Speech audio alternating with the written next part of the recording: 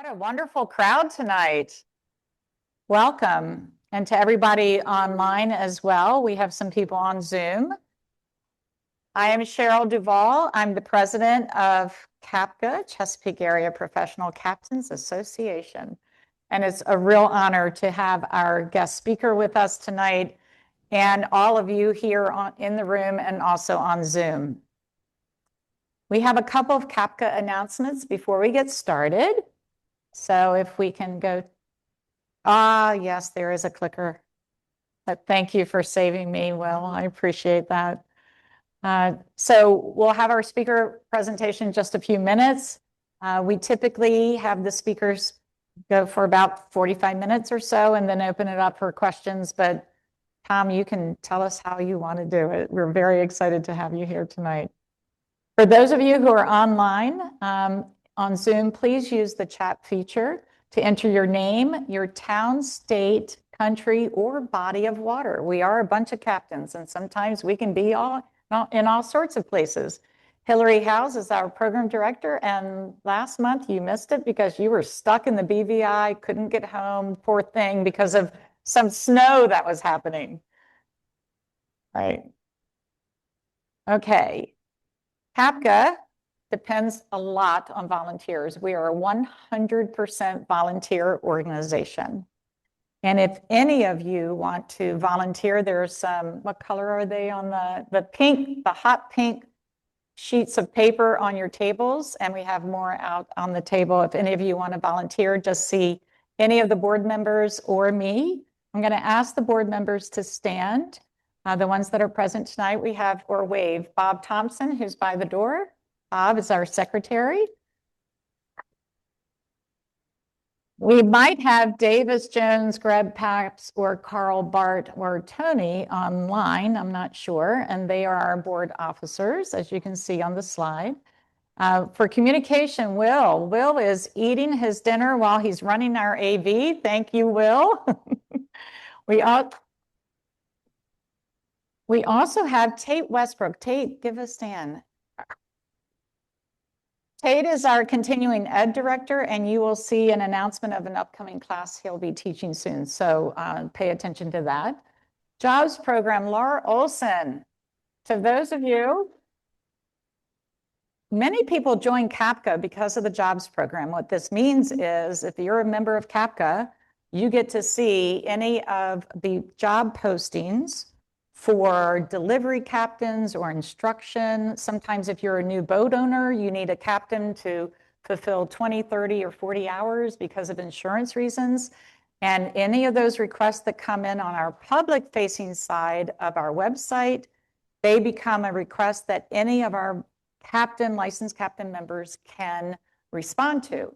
And Laura is in charge of that. And Laura, you also are looking for an assistant to assist you. So if anybody is interested in that job, please see Laura later. We also have our membership director, Philip Gauthier, may be online, I'm not sure. I've already introduced programs director Hillary, and you'll hear from her in just a minute. We also have Dave Sire. Please stand, Dave.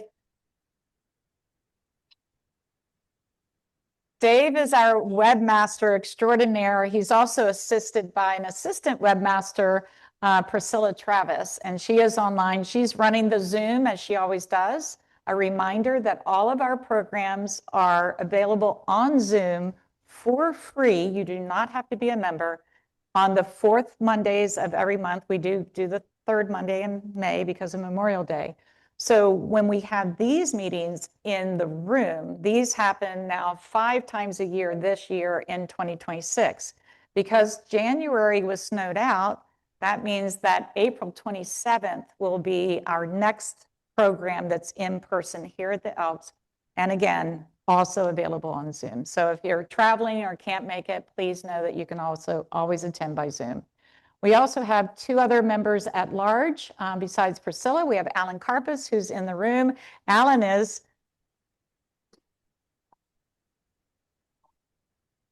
okay. One last bit. So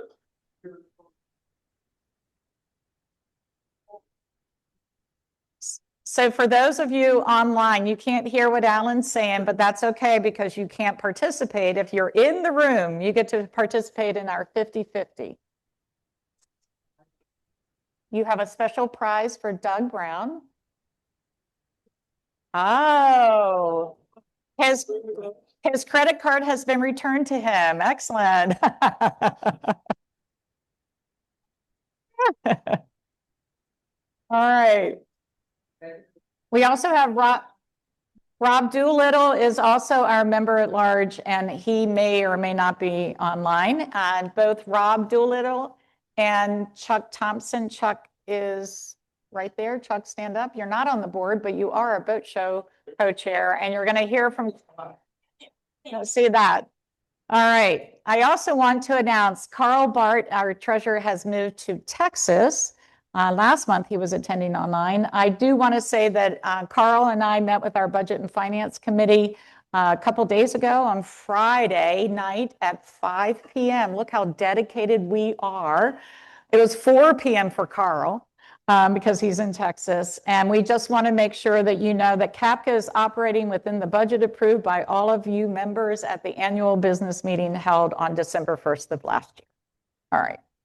Next. Oh, next. I have it. I can do it. Maybe. Okay. So I did want to thank these recent volunteers. We have Emma Gemmeyer, who agreed to be our mentoring coordinator. We're going to be revitalizing that program. So any of you who have signed up as mentors or haven't yet, but we want you to, you'll be hearing from her. The Meet the Captain editor is Busta Jenkins. Our membership committee, we had someone volunteer based on the last program, just like that, filled out the form, and Don Snellgrove, we thank him. We also have volunteers for the CAPCA booth at the boat shows. We think we captured most of the names here. If you're volunteering at the boat show, please stand. Let me see, who else? Okay, yep, excellent. Thank you. And we need more volunteers. So please see our immediate needs: a Speakers Bureau coordinator, a continuing education assistant. So anybody interested in that would see Tate here in the bright green. You can't miss him. Newsletter assistant to assist Priscilla, a jobs program assistant, as I already said, for Laura. Program committee members, you need 1 or 2, right, Hillary?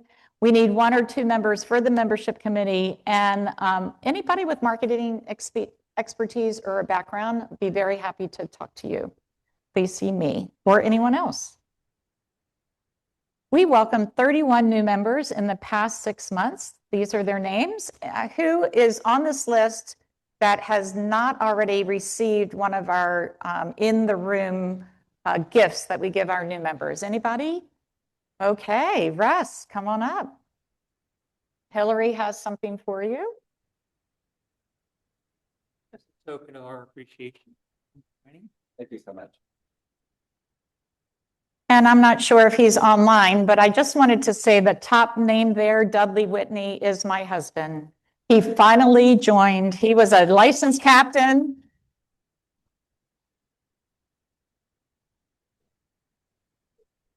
He was a licensed captain before I was, and so finally shamed him into it. And but you see, he's not in the room tonight, but at least he has joined. All right. There are many opportunities to represent CAPCA, and do you guys, Chuck, do you want me to just go ahead and make this announcement? Okay. So we are interested in having our booth staffed at the spring boat shows. There is a Bay Bridge boat show, which is primarily powerboats, from April 17th to 19th, and I think all of those spots are full. Is that correct? Okay. And then we still have a couple of slots left open for the sailboat show from April 24th to the 26th. If you're interested, please scan that QR code or see Chuck afterwards. And just know that you get free attendance to the boat show if you are a CAPCA member and can volunteer at our booth. And if you've never done that before, Chuck and Rob are very happy to give you all the information that you need to know in order to be a very informed volunteer at our booth. Yes, in addition to what Chuck said, is in addition to free admission to the show, it is a lot of fun, and it is. You get to talk to each other because we usually schedule at least 2 people per shift. And then you get to talk to amazing people as they come up. Right, Alan Karpus as the former boat show chair? Yes. All right. Okay. I think I can turn it over to Hillary now. Well, we got off to a bumpy start this year with our programs, with weather fighting us, but we do have our regulations, procedures for inspected and uninspected passenger vessels that we lost in January is coming back in April. And so that should be very interesting. I think a lot of us, because that's what we're working on most of the time. So let's look forward to that. Lots more programs the rest of the year, and some of it depends on what you're interested in. So keep letting us know. You do have our a yellow sheet here that lets you know the ones we know that are coming up, but you can fill in on the pink sheet. If you can volunteer to help with that with our committee, that would be great. We had a successful tour of the Maritime Institute of Technology and Graduate School. And so you can see there was a big turnout for that. We maxed out at 20 people, but we all had such a good time. And down below, you see a bridge that we're standing on. It's a simulator there. It's so realistic, you can get seasick on board. Trust me. Ask me how I know.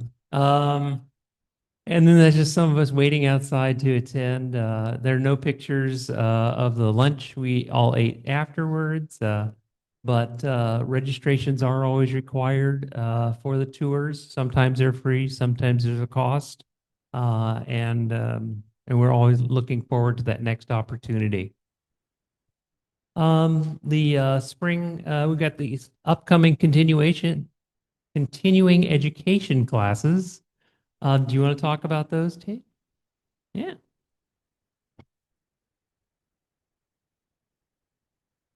Hey, good evening. I'm Tate Westbrook. I'm the Director of Continuing Education. A few weeks ago, we had a spring navigation refresher here at the Elks Club that had an excellent turnout, and really appreciate everyone's interest there. This one is the other one that is scheduled just prior to the season really opening up, and it's both a deep dive into seamanship and as well as a rules of the road refresher. The public is welcome, of course, and we had a good mix of both CAPCA members showing up for the navigation one, as well as several from the public as part of our mission to broaden maritime education. Look forward to seeing you all there. Thank you.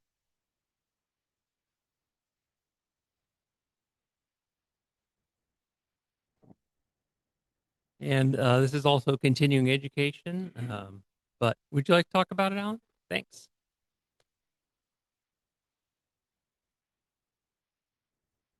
We're pleased to run our CPR and first aid for boaters course again this year. It'll be on April 11th at the Selby Bay Yacht Club. For those who haven't taken this course in the past, this is an American Heart Association approved course. It will meet all of the requirements for either initial or renewal license.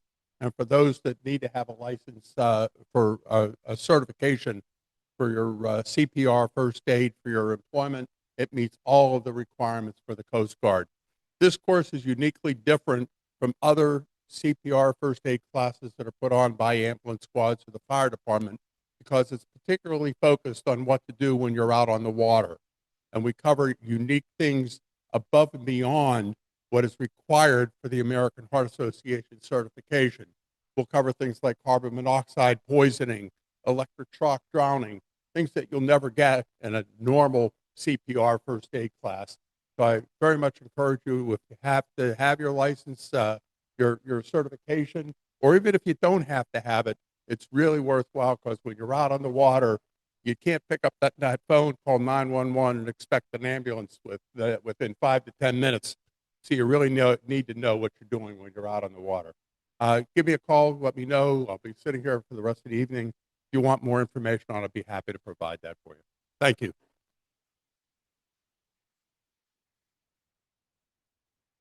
Thanks, Alan. That's been a very successful class for quite a while for us, I think.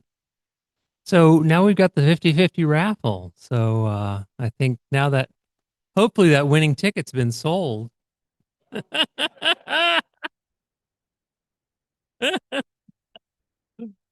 want to bring that up? And what? How big is the pot here? So $158 total. So we're going to split that with you.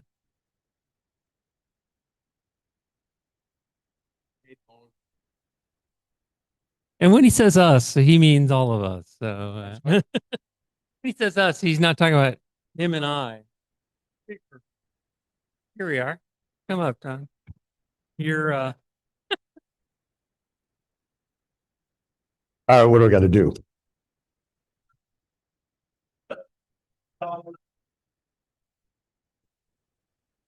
Sure. all right. Here's that winning number. So probably most of them start with 33654. So I'll get you all excited with that. And then your ending number has to be 557. That's somebody in this room.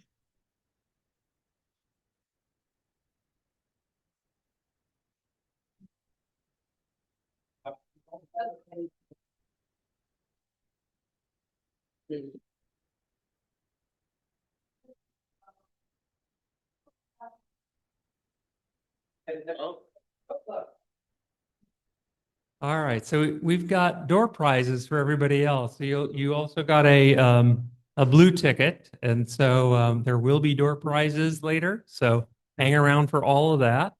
It's my honor to introduce Thomas Guay. He's the author of Chesapeake Bound. It's a work of historical fiction set in the uneasy years just before the American Revolution. He's a former Capitol Hill reporter. Guay turned down modern politics into the 18th century, tracing why ordinary Londoners, pressed by poverty, prejudice, and a rigid caste system, chose to risk everything on a passage to colonial America. Set in 1763 to 1765, the novel explores why so many of people indentured themselves. He draws on years of being a historical guide at the Charles Carroll House in Annapolis, where he brings the textures of daily colonial life and the human cost of empire into sharp relief. Some of the scenes reflect Tom's experience sailing the Chesapeake Bay for over 20 years. He just sold his boat. All right, he's gone powerboater. We know how that goes. So he's also spent years participating in the Wednesday night races for 12 years on a 36-foot cow. So Tom has extensive scientific and educational experience working on the water, protecting the Severn River watershed. He's spoken for us before about that back in the COVID days when we had to only meet on Zoom. And for over 14 years, he served on the board of the Severn River Association, the nation's oldest river protection organization. Hey, Yay! sorry. So, with more cheering, why don't we go ahead and start our talk?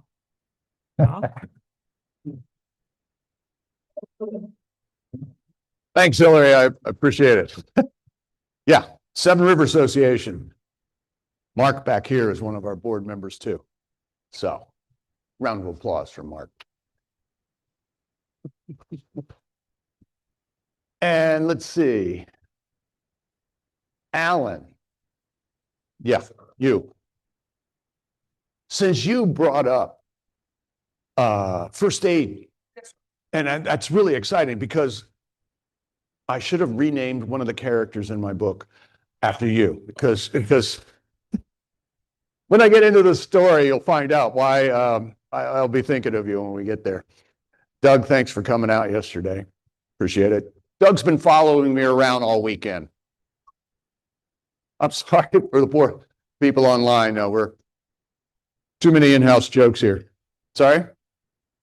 20 years?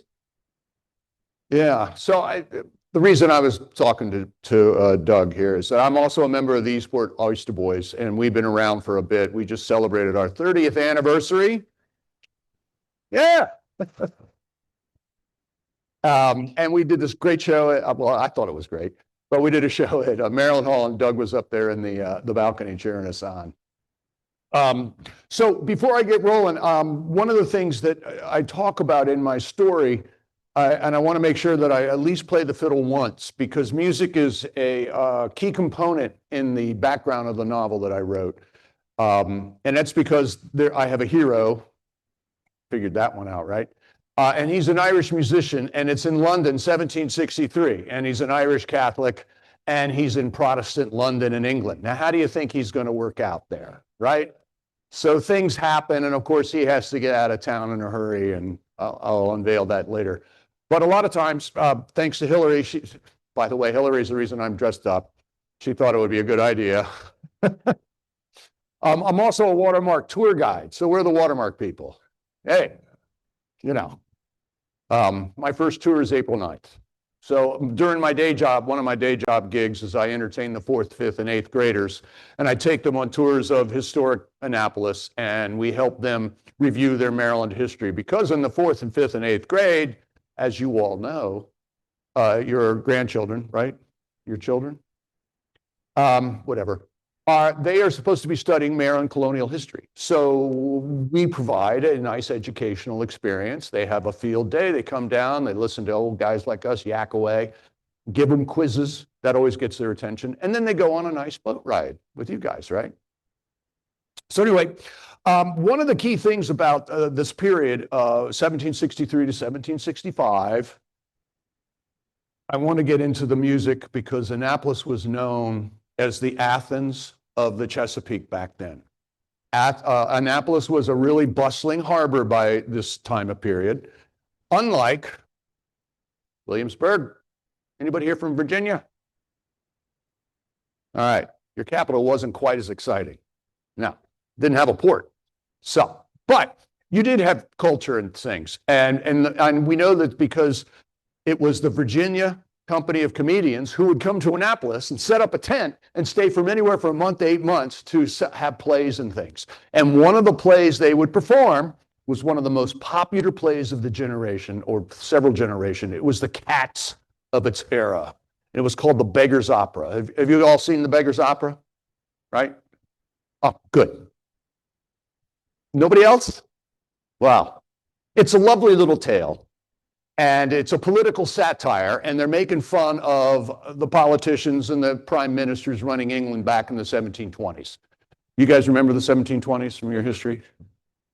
So anyway, it's a fun story. It's very Dickinsonian because it's a story they turn all the politicians into thieves and pickpockets and lowlifes running around committing crime in their capital city. Does that sound familiar, right? You know, it's a theme. We all love that theme. It never goes away. Never goes away. So 1729 was the year that this play was staged. It was written by a guy named John Guay, not related to me, but he does pronounce his name correctly. My name is Guay, pronounced Gay like Marvin, so you won't forget now, right? Anyway, during the play, you have these bad guys, and the bad guys are fighting each other. And the hero of the bad guy story is this guy named, what's his name, McKeith? And the bad guys decide, you know what? We're not making enough money in our thievery right now. We could make more money if we turned McKeith in to the jailers and get him hung, and then we'll get the reward money. So they're after him. Nice guys, aren't they? They want to hang him just to get his money. Anyway, at this one point in this is a long explanation for a fiddle tune. There's a love song, of course. All right, and this melody you may recognize. It's been around for quite a while. And what John Guay did back in the 1720s, 1728, I think came it out. He took existing folk music that everybody knew the tunes to, and he wrote new lyrics to it. So he took this tune and he called it Over the Hills and Far Away. And this is where the two lovebirds, before they capture this guy, the two lovebirds they're running away and they have a moment of quiet so they can sing to each other. And they're singing the song, oh, if only I could go and rest in Greenland's shores. So Greenland was a big deal then too. I will point out in this story, and we're going to get into it, I have an Irish hero, and his name is Michael Shea. This is not an autobiographical story. In my story, Michael Shea is a wizard at the violin. He's Mozart. And in fact, early on, I had Mozart in the story. Then I found out that Mozart hadn't been born yet, so I had to pull him out. But anyway, the guy has a quick ear and everything. I'm not that at all. This is auto-aspirational. I don't know if is that a novel genre, auto-aspirational? I'm writing about what I wish I could be. Anyway, just want to get that out of the way. So, Chesapeake Bound. There's a lot of good history or real history in the background. Thanks. Before we get rolling with the story, I need to give you some background as to why I picked this era. And part of it is, this is leading up to something called the Stamp Act. Does anybody here remember what that means, right? Everybody here, raise your hand. How many people like taxes? Come on. Right. Well, we didn't like them back then either, right? Nobody ever liked them. So we're going to get into all that in a sec. And my point is, I was a history major in college. And does everybody remember newspapers? And they used to have classified ads in the newspapers. So I would look under H for jobs, H for historian, right? There are no jobs there. So I ended up trying to be a DJ and spin albums on the radio. And one thing led to another. I became a journalist. But while I was a history major, I stuttered under this guy named Dr. Gordon Prang. You guys recognize that name at all? One guy. Way to go, Steve. Gordon Prang wrote the book that became the movie, Tora, Tora, Tora. And does that mean anything to people? All right, it's all about Pearl Harbor. Somebody made a bad joke about it the other day. Well, I thought it was poor taste. But anyway, my point is that when I went to Maryland, I had this, Gordon Prang was this well-known history professor there. And I signed up for his World War I course because I didn't know anything about World War I. And I thought, wow, this is going to be great. I'm going to go in there. We're going to learn about August 1914, right? And then what happens is this battle and that battle and this battle. And then there's all that stuff. So I was like, this is going to be great. I go into class and Gordon Prang comes out and he starts talking about the 1890s. I'm like, what's he talking about, man? The war started in 1914. Well, if I had read the syllabus better and correctly, it said the origins of World War I. So I learned about the reason why the war started. It's way over here in the background. There's all this history, the reasons why people go to war. And then World War II was the same. It wasn't about Pearl Harbor. Pearl Harbor is the end of the story. The World War II begins in the 1920s as Japan and China are fighting each other and drawing us in to this event. So because of that, I also read a lot of Barbara Tuchman. Anybody know Barbara Tuchman? Brilliant woman. Wrote some great stuff. And guess what? Do you think Barbara Tuchman was really well liked by her male historians of the era? Probably not. What do you think, ma'am? Was she popular with the men? No, she's good. They didn't like that. She sold many, many more books than they did. So I was captivated by Barbara Tuchman because she was also all about why wars happen. So when I got into the story thing, noveling, is that a word? Noveling? Anyway, I'm not interested in what happens after July 1776. All right, that's this battle and that battle and this battle. That's what Ken Burns is doing, right? I'm interested in why it all went south in the first place.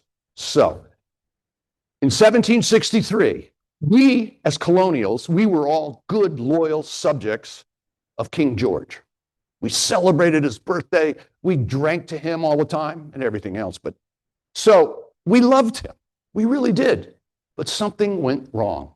Why? What happened? All right, how's this work? So, because of Gordon Prang and Barbara Tuchman and all that background, I decided my pitch and my spin in the story, it's all in there quietly. How in the world did England manage to lose her colonies in the first place? Right? How did they do that? We're all loyal subjects of King George, and things go wrong, and the next thing you know, we all want to turn into revolutionaries. Anybody here like revolutions? They're not fun. But anyway, so I'm looking at that. So to look at that, you need to understand what was just ending in 1763. And it's this thing called the French and Indian War. Well, the British, of course, called it the 7 Years' War. And in that war, in case you don't remember, a lot of people don't, it was about France owning all this blue area, right? They owned the Ohio Valley, which guys like George Washington envied and were jealous of, because George Washington wanted to go into the Ohio Valley and become a land speculator and develop it. Yeah, that's what was running things. Anyway, the British and the French have a big war. England wins. They kick the French out. So all of a sudden, England owns North America. We were like celebrating. The problem is, the 7 Years' War was not just in North America. It's a global conflict. All right, so poor old England, that's this little dot up here, in case you're not remembering. They had to fight this war all across the globe. Now, when you have a global conflict that lasts for 7 years, what does that mean? You got it. So England comes out of this war victoriously, but they've doubled the national debt, or almost doubling. So if we were to double our net, well, who knows? Wars are expensive. They really are. And so George is like, okay, we won the darn thing, but what are we going to do? How are we going to pay for this? Well, back in England, the Brits were also worried, because now that we finished this war, they knew that all the colonists, like good George Washington, are envying the Ohio Valley. And it's not just George, it's all those guys who are serving in the army and everybody else. They all think they're going to get their retirement patent, big piece of land out there. Problem is, this is where all the Indians have been pushed back to. So good King George decides, I don't want to have an army and have to defend all of that area against my good loyal subjects. So he draws a line. And this is one I didn't know in grade school. I had to learn this later. He comes up with this thing called the Proclamation of 1763. Are you with me? You're not falling asleep yet. All right. When did the proclamation come out? Anyway, he basically draws a line. He says, okay, colonists, you cannot go west of the Appalachian Mountains, right? We're reserving that as Indian territory. And the colonists were all upset. The Indians are like, okay, great. How do you think it worked out for the Indians? Yeah, well, that's another story. During the French and Indian War, good George Washington was a member of the Virginia militia, and he fought bravely for his king and country, right, against the French. And he was a hero in one of the first disasters that befell the British Army, when this fellow named Braddock came and he brought his army and he said, we're going to march from Frederick, Maryland, and we're going to go all the way out to Pittsburgh. They called it something else then, Duquesne, or Fort Pitt. And he's going to cut his way through the wilderness. And so it takes him a long time. And George comes in there and says, listen, I'm going to serve with you as a volunteer because I'm a member of the Virginia militia. And also I have designs on getting some land out west. So I think it's worth my time to volunteer and help this cause. And he warns General Braddock not to march in European fashion through the wilderness. And does Braddock listen to this colonial? No. And so it's a rout. The French and the Indians totally ambush these guys. It's an absolute rout. And Braddock gets himself killed. George Washington then comes in, reorganizes the army on his own initiative, and organizes a strategic retreat so that the army is not annihilated. All right, and he saves the day. He becomes famous throughout the British Empire. Oh, this guy Washington, he really saved the day. He's great. He's lovely. Well, George has big ambitions, right? George wants to become a member of the British aristocracy. He wants to be admitted into their country club. To get there, he wants to join the British Army. So he goes all the way back to Philadelphia, and he asks and requests to formally be allowed to join the British Army, and he wants to have his rank and pay that he comes in. He's a colonel. He thinks he's a big deal. And what do the Brits do? Well, you're brave, you're capable, and this is the big deal here, folks. You're low-born. And this is the first sign, the Georgie pie, that the Brits are thinking, all of us, and you guys are the colonial peoples, right? George is realizing he's a second-class citizen. He's not really full-blooded to be an Englishman, and he's always going to be treated as a second-class citizen, no matter how brave he does, no matter what he does. So he starts getting upset, he resents it, and he resigns. He goes home to farm, and he does well in his farming endeavors. So this snobbery thing is a big deal hidden in the novel, which I'll get to it one day. All right, there's another thing going on that I address in the story. The colonial planters in Maryland and Virginia, their cash crop is, of course, tobacco. And they depend totally on what is known as a factor. It's a sales agent. And the tobacco factors would come into and go, oh, ma'am, you're a nice farmer. You've got a hogshead, giant barrel of tobacco. Say it's worth $1,000. And I make a deal with you. I said, okay, you want me to go, I'll pay you so much money for your, this hogshead. And I think it's worth $1,000. And you're like, okay, great. I'm going to get $1,000 for this. Well, we sign the deal. And then you put the stuff on a boat. It goes to England. And by the time your check arrives in the mail, it might be $200 profit to you. Plus you have a bill for $600 for all goods that you ordered, thinking you're going to make $1,000 on that. So what was happening in the background is that the Virginia and the Maryland planters, and this is also addressed in the story, they're feeling cheated by the London merchants. And the London merchants are all aware, we can take advantage of these rubes in the colonies. They don't know what they're doing. They're these crazy people, right? They're just not good enough. So there's this resentment building. Nice pick. So what's going on back in England? Anybody here ever see this thing called Downton Abbey? All right, Downton Abbey. Great story, isn't it? What's Lord Grantham's job? Does he go into London and work in an office and get a W-2 at the end of the year? No, what's his job? So a real life Lord Grantham is this guy, the third Earl of Cobwebs or something. But you can see, just like Downton Abbey, these guys are living really rich, right? These are the earls. These are the aristocracy. These are the royals. These are all the people who are pals of the king. And when you're the pal of the king, you're allowed to own land. You can't own land if you're just a common slug like the rest of us. You know, you really can't. It's almost impossible to own land. And in fact, most of us would be working for Lord Grantham or this guy. And our job is to work really hard, farming his land, raising his livestock, and paying rent so that Grantham and Cowper can live high on the hog, right? Now, they don't really care whether or not your life is getting better or worse. And in fact, if your dad dies, you have to pay a tax from the medieval area. You had to pay death taxes back then. You had to give the Earl a horse, cow or something. This is where Britain's coming from. This is the aristocracy. This is what you guys are going to be fighting or interacting with as colonials. And this is a nice shot of how the aristocracy is enjoying themselves in the place in London. And it's by this guy named Hogarth. Are you familiar with him? He was a 1740s, 50s satirical painter, did a lot of woodcuts.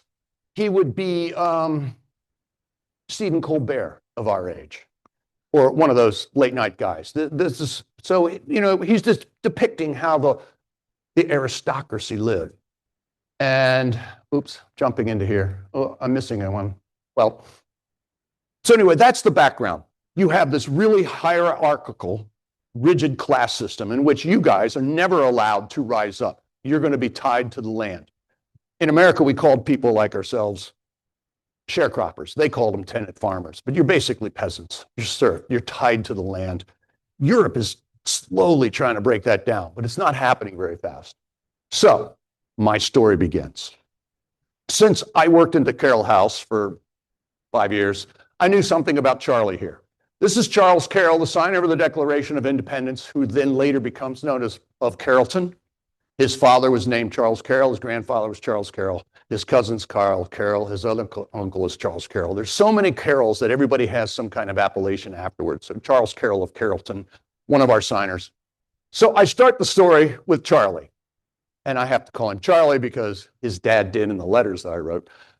But, you know, there's so many people. So Charles had, he was born here in Annapolis, and he lived in the Carroll House. You know, his dad had expanded it, looked nice. When he was about 12 years old, his father, Charles Carroll of Annapolis, decided, you know, I'm almost the richest guy in all of the colonies. I'm a huge landowner. I have this empire that needs a really smart, well-educated son to run the empire, right? So he decides he's got to send his son, Charlie, to Europe to get an education so that he can then manage this gigantic estate. Now, why does he send him to Europe? Why didn't he go to Harvard or Princeton or one of those new schools that are founding here in the colonies? Why didn't he go? There were at least 3 other colleges where he could have gone here in the colonies. And the reason is Charles Carroll is Catholic. And Catholics are not allowed to get an higher education in the colonies. Is that fair? Well, I didn't think so. He didn't think so, but that's the way it was. And why were the Catholics being discriminated against? It goes back to Henry VIII. You remember that guy? He wanted different girlfriends every couple of years. Was that fair, ladies? Come on, work with me.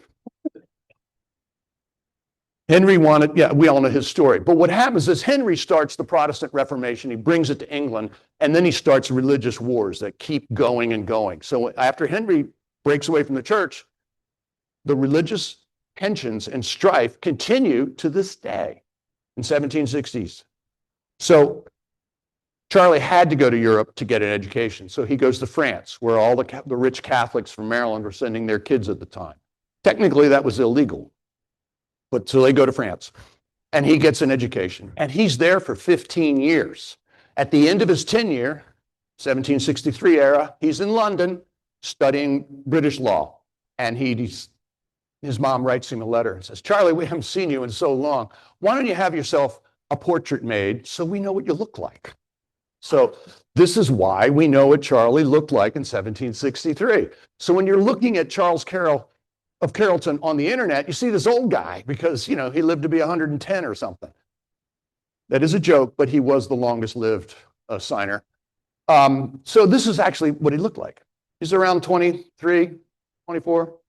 So, and the reason I start here has to do with Alan. This is where you come in. Charlie gets smallpox.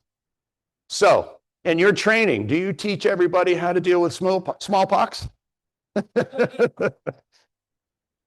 So, Charlie's got smallpox, and as you can see, this is a mild case. Some people are just, and 30 to 40% die. It's not a lighthearted disease at all. And Charlie gets it, and then this is where you come in again. I create my protagonist, my hero, Michael Shea. He's an Irish musician. He's trying to make money playing in bars at night.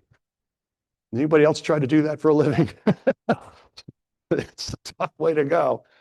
But he is also a medical apprentice. So he's been working with his uncle in France, and there's a long backstory. And he's an apprentice to his uncle, who is a doctor. And he knows all about doctoring as far as doctors knew in this era. And this is the era of heroic medicine. Do you know what that means, heroic medicine? It means doctors don't have a clue as how to cure you. They are going by ancient Greek theories about what ails people.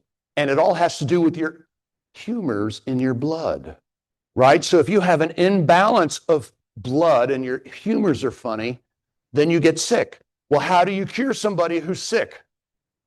You bleed them, right? How effective is that? Anybody here, do you know how bleeding is working? So, the idea here is it hasn't changed.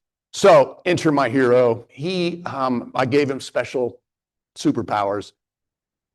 He has a really good bedside manner. So when he's helping people get better, they tend to get better because, in my experience, if you had good nursing care, you tended to recover better, in my experience. And I wanted to give nursing and that kind of thing some credit here. So enter my hero. And by the way, the reasons why our doctors didn't know anything is that they had not invented germs yet. They had not invented bacteria or viruses. They just didn't know they existed. They barely understood that your blood circulated. So I thought that would be a fun way to start. Well, okay. So social conditions in London. Remember, I'm all about why things go sour. Social conditions in London at this time are very similar to what we read about in Dickens. You have the super rich, the 1% enjoying life high on the hog, and you have the rest of these people all down here in the streets of London, high levels of poverty, unemployment was rampant. You could be the best shoemaker in London and be unemployed 6 months of the year because you're overpopulated. There's just too many people jammed into London. It's dirty and it's filthy. Good reason to want to leave. And remember that nice picture of how the hoity-toity hung out in their bars, and this is the counter. This is the way peasant people would hang out. But notice this, folks. The artist really captured this violinist, fiddle player, because of the way his wrist is there. I picked up on that. That's a sign that the artist knew how fiddle players really have to hold that bow. That's not in the book. No. I wish. So there's a big scene that happened. Every novel has a story has an inciting incident. Anybody see Star Wars? The original one was number 4, right, in the original series. So what's the inciting incident? Do you guys remember? It's when Luke is hanging out with his uncle, and his uncle sends him out on an errand in the desert, right? And he's wandering around. He runs into this old kooky guy. And then when he comes back, they find that the stormtroopers had razzed and killed everybody. That's the inciting incident, because before that, Luke was like, I don't want to become a hero. I don't want to become this. I don't want to do that. And that's classic in literature, that your hero has to decline an invitation to do something. So when they wrote Star Wars, they're just following what Joseph Campbell said. And I learned that because I had to go to college and learn about this stuff. I didn't know. But anyway, so I found an inciting incident. I found a place called the White Lion Inn. And when I was looking, I used street maps because London was well documented. So I look, oh, here's a cool little spot. And then later I found out the place burnt down. So I can make up anything now, right? But it was real at one point. So how did people decide to leave London? My hero is a musician, right? And he's been blacklisted because he's Catholic. And so he can't get customers to help and bring them together. So he's living on, tips at a bar. And he and his buddy get together and they concoct this plan. Let's go indenture ourselves and become servants to get out of London. If you do that, it's a 4-year deal in this story. And after 4 years, they'll be free. And once you're free in the colonies, you're able to buy what? Land. That's a pretty powerful thing. And in the story, the guy's arguing and explaining this guy. Turns out, if you were getting an apprentice in London, you're going to be there for 20 years. 20 years of working for a master who is basically treating you like a slave. So 20 years is nothing compared to what London. So it looks great on paper. So how do you do this? You go to the local shopping mall. And in those days, the local shopping mall was not called Annapolis Plaza or whatever they call it today. It's called the London Exchange or an exchange. And you would go to the exchange, and hanging on the walls are the shipping news, big posters of boats going out. And they were announcing, all right, I'm taking servants to go to Boston. I'm taking servants to go to Philadelphia. I'm taking servants to go wherever. And in this era, the trade in indentured servants was totally legitimate. There was no shunning about it, except that you had to admit you were poor. You were poor that you couldn't afford your own passage. It might have taken you 4 or 5 years to earn the money to pay for passage. So you indentured yourselves. You would get a contract, you fill it out. My name, Tom, I'm going to go here. And when I get there, Doug will be the captain. And he'll pull up the boat and say, Boston Harbor, Tom, I found you a new master. And he'll sell my contract to Alan. And Alan gets to own me for 4 years, right? And then Alan only has a year's work. So then Alan sends it, what's your name? Joanne buys my contract for the next 3 years. So, you're constantly moving around. You're just hired labor. And that's one of the things that the colonies were really, really short on was labor, especially in this era. So this sets up the scenes. Then you get on the boat. And I decided to call my ship. It's a ship, not a boat, I know. It's a ship, a merchant ship, has 3 masts, I don't know, brig, whatever you call those things. And it's crowded as can be. And so I named it the Delight. Now, of course, this voyage is going to be anything but delightful, right? Obvious jokes. But anyway, just for your history people, you taking notes? Alan? Steve, you got notes? Kim, are you listening? So anywhere from 30 to 50% of the incoming immigrants to the colonies were Europeans from England. And by the time the revolution gets going, the number of English people had fallen from 120,000 down to maybe 80 or 70. And instead, you get more and more Germans coming in. Anybody hear of German extraction? Yeah. You ever heard of Germantown? Why do you think it's called that? Yeah. So they're on the boat too, though devious ways to explain it. But I just thought you guys would like to see this. Would you like to be the captain on a boat like this? So the Germans were coming mostly from a place called Palatine. Am I saying that right? You guys know? Germany was well known. There wasn't a Germany at the time, right? These are all principalities. And in this area, where I call them Palatines, it's easy for me to say. Other people have accented it differently. They can speak German. This group of people were particularly well known to be good farmers. The problem was they are being subjected to by their royalty. They're being treated as serfs, even worse than the English are being treated. And the biggest plot of land that these guys who are great farmers can have is 5 acres. And they're having 10 kids. So you can't raise a family like that on 5 acres. So there's a lot of economic reason for them to go. And then these German princes come by through the village every once in a while, and they grab Joanne's oldest son and say, he's in the army now, and you'll never see him again, right? So they're being abused all over the place. So they're on the boat. They have their own story. Life in steerage, folks. It's between the decks. What do you call it? Tween decks? You guys are familiar with that? It's like this tall, right? And a guy like me would be banging his head all the time. Mark would be a nightmare. It would be horrible. And it's dark and cold and crowded. And they're on this boat for 4 months. Who wants to take that voyage? There's no private compartments, Joanne. None. You get to separate yourself from everybody. Maybe you have a cloak and you need to go to the ladies' room. They didn't have a ladies' room. There was a bucket. And that's what you use. Their sense of privacy was a lot different than we have towards ourselves today. So then they have this wild adventure crossing the Atlantic. And this is where you all need to read my book and let me know if I got it right. All right. One thing, most people got seasick. I know that's true because I get seasick. This is a rather cool scene because once I got the book publishing deal, the publisher went to England.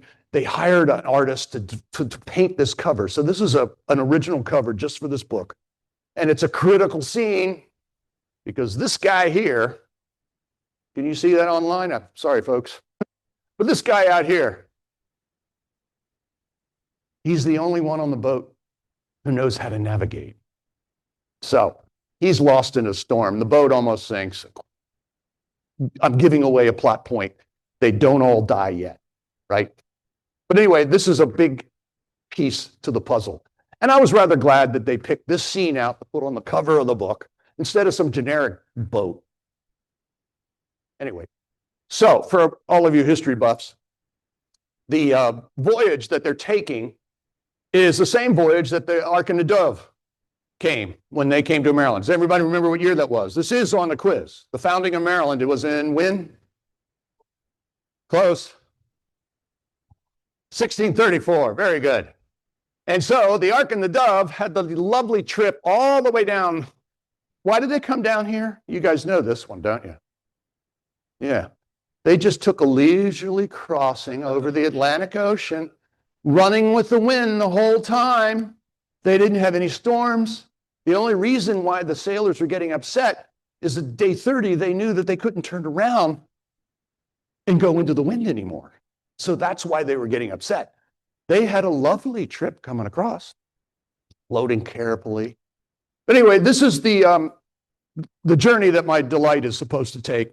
And I happen to have read a diary from a woman who made this journey in 1774 from Scotland, and they were going to take the exact same route. And that's because of the sailing conditions. You guys know that stuff. Well, in my story, things go wrong, as you saw. So they get a little off track, and they have to go through the Azores. Why did I want to put them in the Azores on the way over? What's happening in the Azores in these days? The Barbary pirates are happening in the Azores. Thank you, Doug. That was good. This is real, folks, and it's in her diary as well. I just expanded on it. Barbary pirates for 500 years had, you guys know where they are? North Africa, all those little countries in North Africa. For 500 years, their business model was not exporting grain or fine quilts or silks or products of any sort. Their business was what, Watermark? What was their business? Come on, are you with me? Slavery. Their business was enslaving Europeans. Us. Yeah, that was their business model. And they would raid ships, take all the crew, take all the passengers, sell them into slavery into North Africa. And a guy like me has no money. They would stick me rowing a boat. I'd be dead within a year. Now, Doug has a lot of cash on him. They like him. They think, well, if we could hold Doug captive, maybe Joanne's parents, she looks kind of wealthy. And they would hold ransom for these guys. And if your family could pay ransom, you'd be freed. This was a real threat. It's also why we fought 2 wars under President Jefferson. Do you remember those? How many of those wars did we win? That's another story. So anyway, that episode happens. Finally, I'm not giving too much away. Most of the boat ends up in Annapolis, right? So we're back to why King George decides to come up with the Stamp Act. This is very lightly treated in my story, folks. You won't have a quiz on this if you read the book. But what happens in real life is that when the Stamp Act comes out, the powers that be in this place called London, and they're in this group of rulers called Parliament. Remember those guys? Sorry, these are 8th grade jokes. They usually work. Anyway, they come up with this idea of the Stamp Act. And from the British point of view, these guys like Lord Grantham and Cowper and all that, they're thinking, hey, we fought this 7 years war to kick the French out and protect our dear loved colonists from the French. Now, the colonists were not really thinking they needed this protection, but we're being asked to pay for the whole dang war. So they come up with the Stamp Act. Everybody loves taxes, I know. But I propose to you that the amount of money that the colonists were being asked to come up with, the amount of the tax, was not the reason why we had a revolution. The reason was we didn't have what? No taxation without representation. That's where this comes from. Now, today it's like, it's not fighting words. But back then, this was fighting words, especially if you're a young Virginian who has a grand sense of family honor, like my character in the book. So they, as you know, the Parliament says, no, we're not going to give you representation. the colonists sent people to London and said, we will raise the money that you want, but we want to tax ourselves. Because under the English Constitution, and there was one, because you remember what happened to King Charles I? Before the French cut off people's head, the English cut off their king. They cut him off, and then Parliament goes to all that stuff, and they come up with a constitution. And one of the things in the Constitution was English men, is this fair, ladies? It only affects English men, right? Is that fair? You guys don't seem to care. Jeez. Anyway, Englishmen cannot be taxed without their consent. All right, that's where there's no taxation without representation means. In England, if you're in Manchester, if you're in London, you're in Liverpool, you have a representative in Parliament, so you are represented. Now, you may not like the tax, but you had a voice, or your member of Parliament had a voice. Yeah, this is true. You had to be, well, for you guys, we don't have an option for landowning. This is for the gentry. And the rich people, the lords, they were paying high rents. They were trying to get the colonists to offset the price that they were paying. Lord Grantham was paying a high tax. He was thinking, boy, it'd be a great idea if we get these colonists to pay this tax instead of me. So they're trying to transfer the burden over to the pond. So in England, whether the system was any good or not, you had representation. But in America, did we have any representation? None. So this is an illegal act by Parliament because it violates the Constitution. Well, that really goes over well here. One, you had our local newspaper, the Maryland Gazette, published by, you guys remember? They named a park after him right up the street. You guys ought to know that. It's on your charts. Jonas Green. Well, now it's Jonas Green and Anne Catherine Green Park, that little thing at the Navy Bridge. It's named after this publisher guy. All right?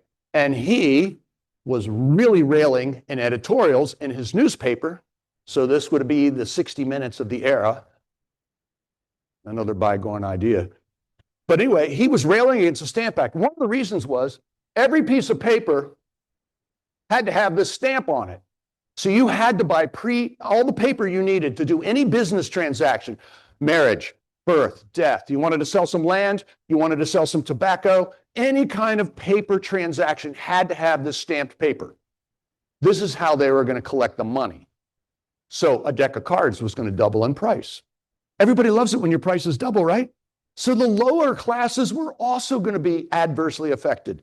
And this guy is railing away because his production costs for buying paper to produce a newspaper are going to double because he can only buy this stamped paper. So you can see why Jonas Green was a little hot under the collar about all this.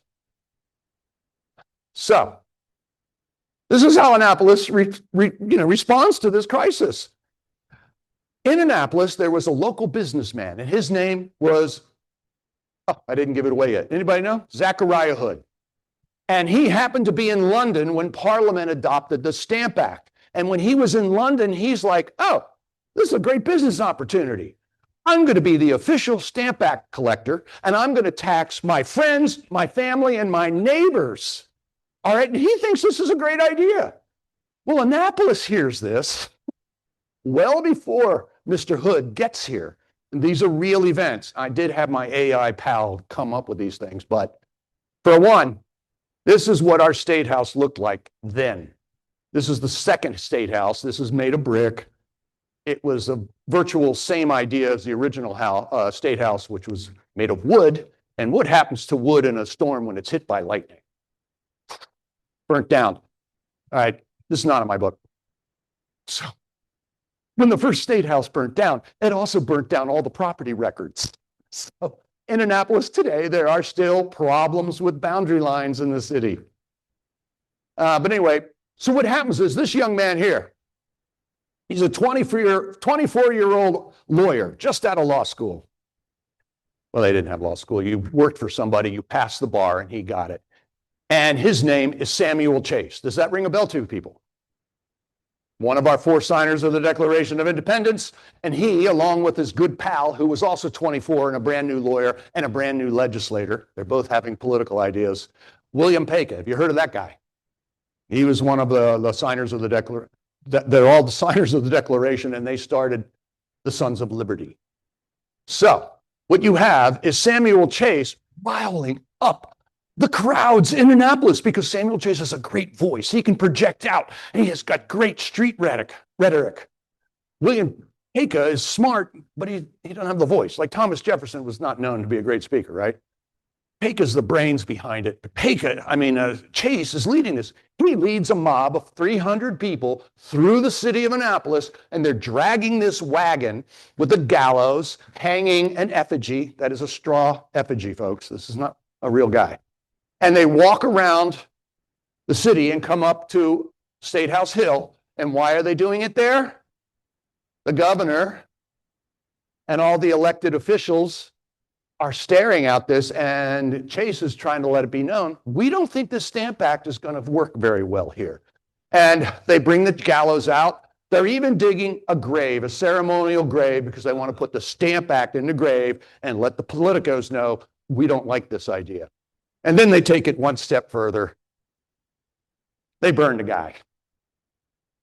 Dramatic. This is what happens when you get taxation without representation with these subpar humans called colonists. That's not the end of the story. So, finally, Zechariah comes home on a boat. The mob shows up again, led by Mr. Samuel Chase, our signer of the Declaration of Independence, folks. He's leading a mob. And here you can see Zechariah apparently tries to get off the boat. They rough him up. He gets back on his boat. Later that night, he gets off and he rides out of town on a horse, rides all the way to New York City. The story goes he killed the horse riding so hard. But anyway, he's driven out of town and he goes to New York City for refuge. The Sons of Liberty find out that he's there and they chase him out of town. So he is persona non grata. He's never allowed to come back to Annapolis. He gets a job from the royal governor of New York, ends up in the Caribbean somewhere, I forget. So anyway, he gets a rude welcome, right? So, and that's still not the end of the story. He has an office right there at City Dock. Well, that's not really Annapolis, but the mob then ransacks his place. They tear it apart and set it on fire. All right, this is our legally appointed stamp collector, folks. This is legal, and this guy had a legal job, and this is how we reacted in Annapolis. It was a leased office, owned by a woman. Do you think she got paid back for the damages that they caused? We all think. Are you with me? No. Was it fair? No. Things did get better, sort of. Still, the story's not over. In the early part of October, 1765, forgot to mention that, Jonas Green announces in a newspaper that he's going out of business as of November 1st because the Stamp Act is supposed to begin on November 1st, which means that anytime Alan wants to sell something to Joanne, you've got to have this thing legally, boom, and you can only do it if you have legal tender, and legal tender is a stamped paper. Well, he's reading that this newspaper is going out of business, and he's riling people up again. Well, what shows up in the harbor is the military ship. Yeah, ship, right. And it comes in, I forget, it might be called the Ranger. It's loaded with the Stamp Act paper. The mob comes out here and has a staring contest with the boat out in the harbor, screaming and yelling at these guys. This is our governor, supposedly, Horatio Sharp, and he's like, wait a minute, I don't have a police force. I've had 3 mob actions in the city. I can't control any of this. And if those guys unload the paper, he's worried that even worse will happen. So far, 1 person broke their leg in a scuffle. No fatalities. But what's going to happen when this boat unloads? So Governor Sharp meets with the captain, convinces him not to unload the boat. The boat sits in there for about 6 weeks and then finally sails back to England. Never unloads the paper. All right, November 1st comes along. How are you guys going to make a transaction now? There's no paper, which is legally required if you want to have a baptism or a marriage or whatever. What are you going to do? Everybody's in turmoil. So we can thank our good friends in Frederick, Maryland. After the November 1st deadline comes along, the city fathers in Frederick decide, we can't do this. And they adopt a resolution. They say, you know what? Let's just go back to September 1st and pretend none of this happened, and we'll just conduct business as before. This is illegal, but you can see where this is going in the American Revolution story, right? It's extra legal things that form our revolution. So anyway, this problem goes away finally. I think it's a rather exciting story. I don't tell this to the 8th graders or the 4th graders, guys, just so you know, watermark. I'm a watermark tour guide. By day, I want to emphasize I don't go into this story so much. And then later, things explode because of tea. All right, first it was taxes on paper. Later, it's the Boston Tea Party. How does that go over? And how does Britain's show of force work? How does being really strong and really cracking down on these people, how does that play? Did that work? Did Britain intimidate the colonists? Huh? I'm asking a question. It's not rhetorical. It didn't go over too well, did it? So, people who read history are constantly surprised at modern times. So anyway, what happens is they had the Boston Tea Party. Then, in Annapolis in 1774, we had another local businessman. His name was Anthony Stewart. And he traded with London all the time. And he had a brand new boat. And he named it after his daughter, Peggy. So the boat was named the Peggy Stewart. She's about 8 years old, right? 8 years old. And so Anthony has a little coastal ship delivery or something. And all of a sudden, Anthony decides he doesn't really want this boat. Supposedly it's leaking. They use green wood, so the boat is a constant mess. It keeps shrinking, and they got to pump it all the time. And he's like, he hires his captain and says, man, get this to London and sell it. Get rid of this thing. Now, the point that I'm making is he wanted to get rid of this boat, which makes the rest of the story kind of interesting. So while they're in London, ultimately, none of the British guys are going to buy an American-made boat because everybody in England knows that American-made boats are not really made that well. Sorry for all your shipwrights here who love the Chesapeake. But not all the boats came out well, and we had a bad rep because we were using green wood, which looks great at first. What happens with green wood when it gets all out there? What happens? It starts leaking. Anyway, he sends it there. The British are not fooled. And so his captain, Richard Jackson, decides, okay, I got to bring a cargo back to Annapolis.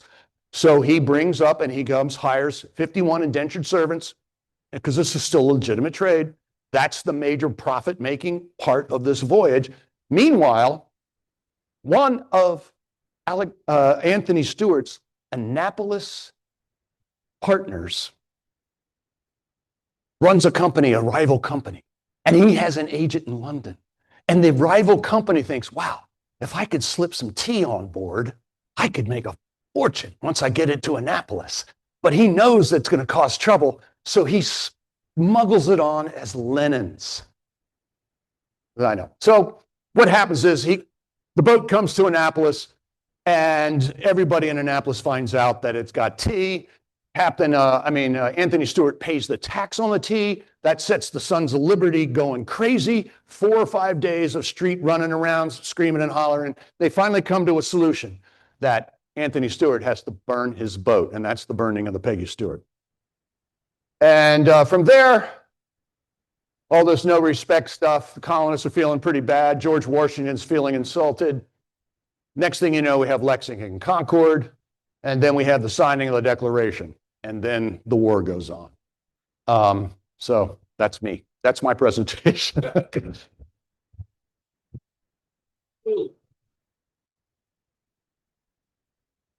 So thank you. Thanks.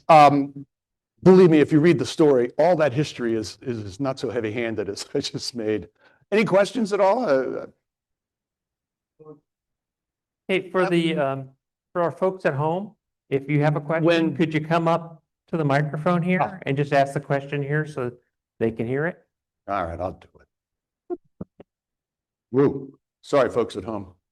Since Benjamin Franklin had such a part in the pre-Revolutionary War and the Revolutionary War, when did he go to France as the ambassador? Yeah, careful. I believe that was after the war started. He went in to try to get the French to join us, which was monumental. Before that, Franklin was in London trying to represent the colonies during the Stamp Act stuff. And at first he was, like, so-so. But he evolved. Just happens. Yeah, so Franklin went during the war to get the French to join us.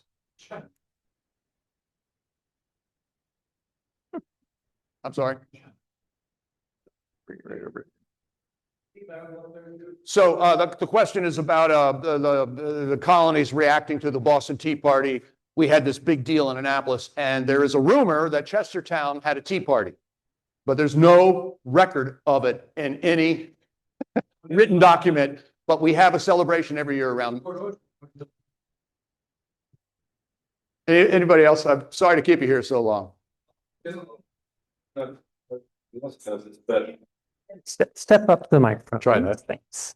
One of the consequences of the Stamp Act and all the tea parties was the colonists said, screw tea, we're going to coffee, because they don't tax that. And that's why we are the only Commonwealth nation that drinks coffee as our primary beverage. Thank you. I did not know that. It's good to know. Anything else? Well, thank you very much. My book is available back there, but if not, you can get it at some of the libraries or